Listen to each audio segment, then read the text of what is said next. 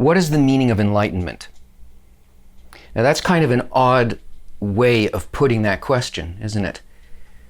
But that is the search string that most people use if they're looking for an answer about enlightenment. I mean, people put in other things, but that's the one that they mostly use, that configuration. I'm Tony Kosinec, and I'm an instructor at KabU, which is the online university of B'nai Baruch Kabbalah. And this is the first of a number of clips in which we're going to look at those search strings and give answers to those questions. Bear in mind, though, that it's almost impossible to reveal what's hidden without a true need to know.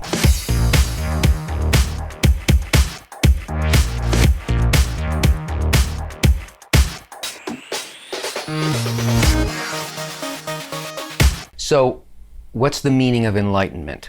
Well, first, let's look at the word, the English word. It's made out of an idea called light, and then there's this suffix on it, which has a very specific meaning as well. Now, this is not about entomology. This is about the answer to that question. But there's something brilliant, even in the English construction of this concept, because it's accurate. What's light? Well, we're supposing that light is a desirable quality. It's something by which a medium by which we grasp things. We are filled with something. And that filling is not an intellectual filling, but a sensorial feeling, something that has to do with our perception of reality, a change in our perception of reality. There's an understanding in that term that we don't have that thing. We are within a kind of darkness, in something that is not light.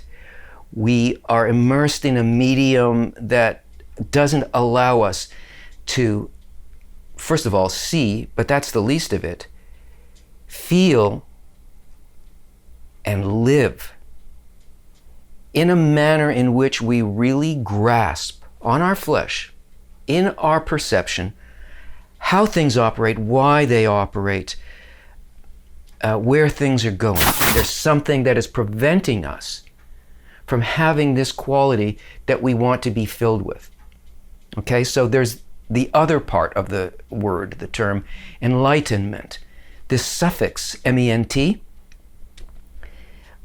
it means that there is some kind of an action, a verb, that goes through a process and ends up as a state. It's something that is fluid that ends up as a state.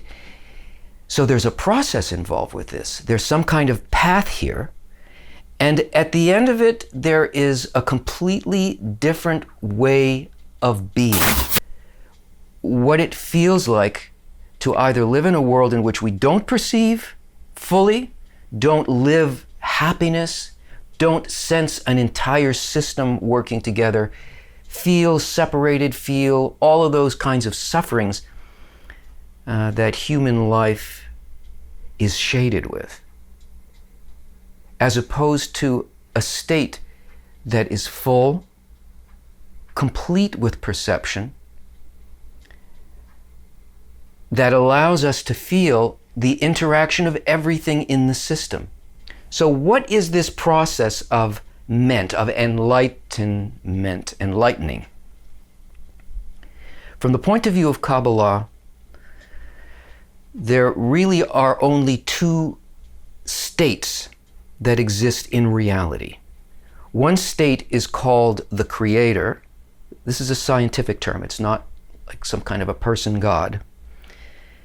The general law of nature that creates, sustains, and guides everything. And then there is something else that it impelled, that it created, the opposite side of this force, which can be described, which is what we are, and which is what all creation is, and that is a will to receive.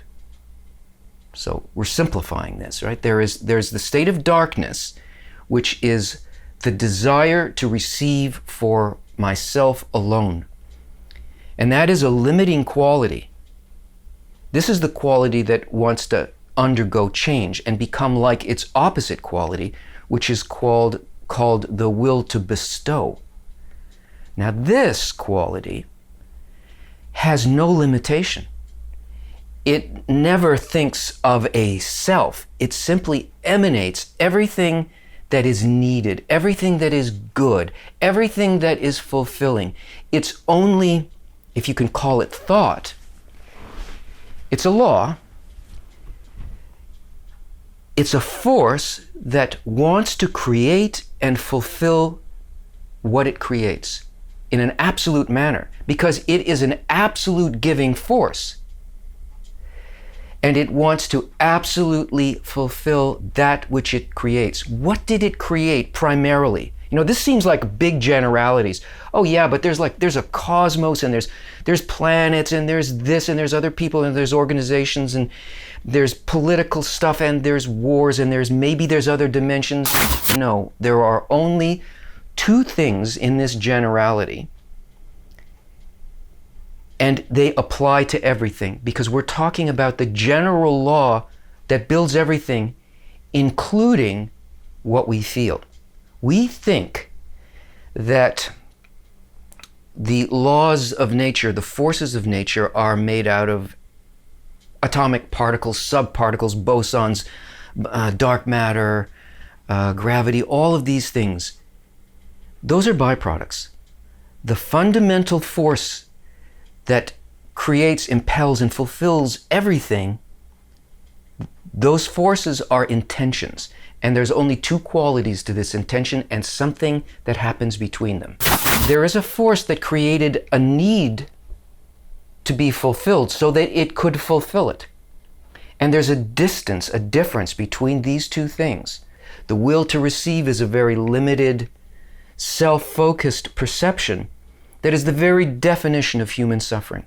You know through your own experience that even when you're feeling really bad, if you begin to care about if what's going on with somebody else, and your concern for that person and your involvement with that person or those people eclipses you're sitting around gazing at your belly button, and you get involved in the care of other people or another person, your child, your spouse, your friend, your pet, you escape this limitation, this darkness, which is the creature, the limited creature, defined by the boundaries of self-interest.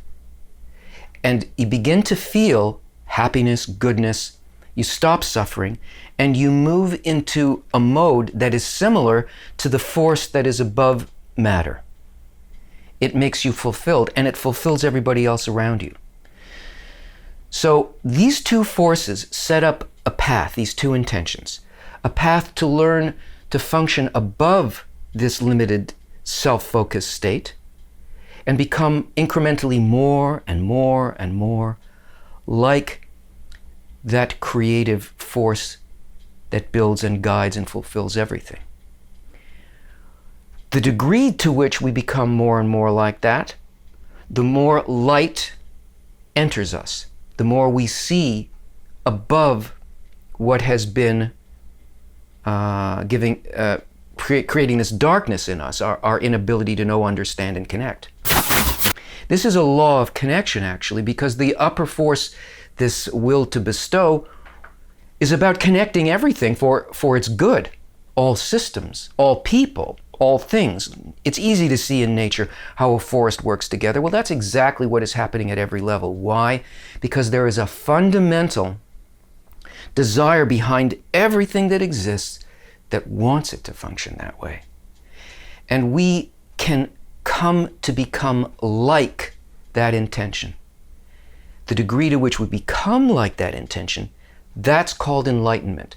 And as a byproduct of that, systems around us work. They begin to work. We see that everything that happens is good. We understand these two forces of dark and light as actually just mechanisms that are evolving us towards enlightenment. If you like this And if you're interested in hearing more answers to these questions that people like you are searching for, then subscribe to our channel and click on that bell thing, and that'll let you know when a new clip has been posted. And if you're interested in the general study that this comes from on KabU, you'll find all the links below.